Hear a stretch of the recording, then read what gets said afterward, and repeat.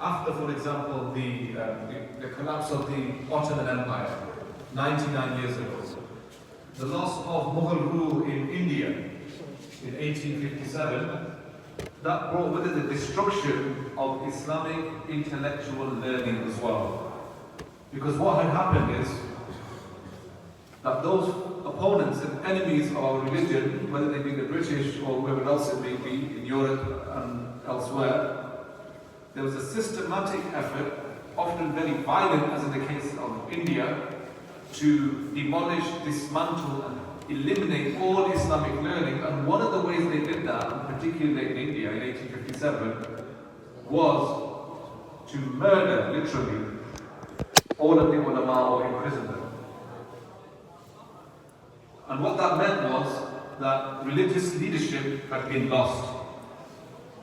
But alhamdulillah, we're lucky, and Allah bless the Muslim world, that whilst the leadership of the Ummah and the religious leadership as well was dismantled or destroyed, they could not remove Iman and faith from the hearts of the Muslims.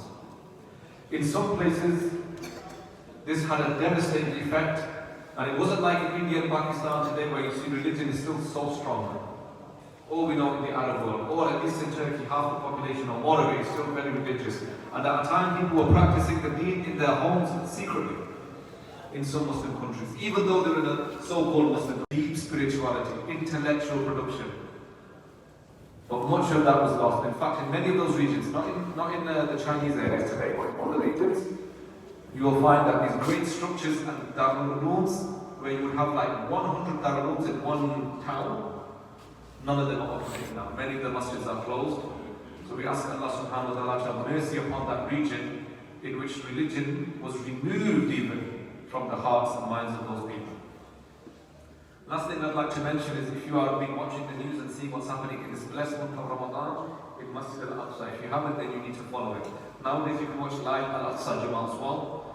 That the Zionists, the evil Zionists in a so-called state called Israel, have been indiscriminately and unprovokingly oppressing people in the Al-Aqsa Mosque and have desecrated that masjid. And today on this occasion of Jum'ah, we loudly and clearly condemn the action of the Zionist illegal state, the apartheid state, which is apartheid under international law, by the way. Right? It's a racist apartheid state under international law. This is not something I'm saying from the pulpit here from the masjid. And they have been attacking worshippers in the masjid. You would have seen it, they've desecrated the masjid. Army soldiers have gone in firing bullets at people, going in with their shoes on, with their boots on.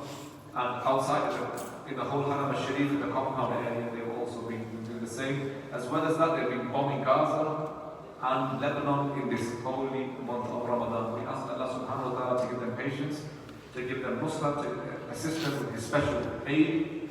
We ask the Muslim world to wake up and support the plight of these innocent Palestinian people who have been for almost 100 years been ethnically cleansed from the Zionist occupiers, and especially in this holy month of Ramadan. The third holiest mosque for Muslims after Mecca and Medina is the Masjid al-Aqsa, right? The Masjid Bayt al-Maqdis. And it's the duty of all of us in whatever way we can to support the people in that holy land. And it is a holy land. And it hurts us and pains us to see those videos that in the month of Ramadan, whilst people are praying Taraweeh, today there was Jum'ah there, you should have seen the scenes at Jum'ah. Many thousands and thousands of people are trying to get into Al-Aqsa to pray the Jum'ah. Alhamdulillah, I prayed the Jum'ah there once, not Ramadan, but outside Ramadan. But at night, during Taraweeh, they are indiscriminately just attacking people. Women have been abused so badly and violently hurt on that third most sacred place in the world. May Allah subhanahu wa ta'ala give us all the tawfiq to be able to help our brothers and sisters in Al-Aqsa and everywhere else where they are oppressed from the world. May Allah subhanahu wa ta'ala give our leaders the tawfiq to speak up and to help them. Or if these leaders cannot be reformed, may Allah subhanahu wa ta'ala replace these so-called Muslim rulers with better rulers who are following truly the way of Islam. The Prophet ﷺ said, the Ummah is like one body. If one part feels pain, then the rest of the body feels pain. one part of the body feels pain, all of it feels pain. That is the sign of a mu'min. So it pains us greatly to see these. Allah subhanahu wa ta'ala have mercy upon us all. Ma alayna illa al-balagh. Can everybody please bring their sunnah? Sunte aap sab log padh lein.